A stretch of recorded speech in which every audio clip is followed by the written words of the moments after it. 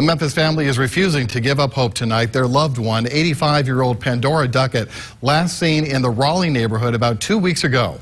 Local 24 News reporter Mike Matthews says while law enforcement agencies are investigating, her family is back out hitting the streets to find her.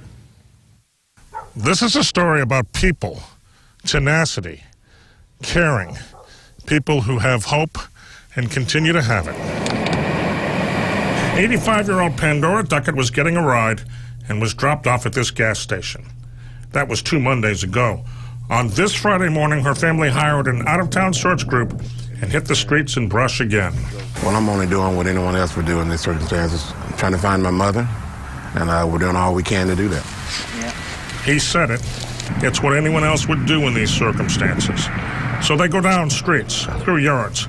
The only thing keeping them warm on a cold Memphis day is faith. They have faith they will find their mother alive and okay. The only other option is to go home and wait.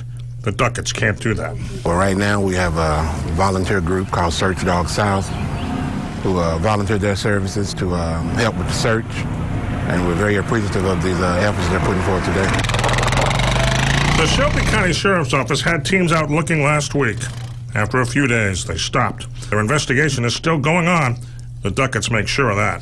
They're waiting on tips and leads, and they're following up on the things that they may have found during their search, whether when they had had their dogs out, had their teams out searching grids, and like I said, following up on tips. The family says they're not going to quit.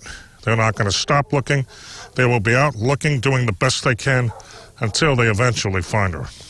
In Memphis, Mike Matthews, Local 24 News.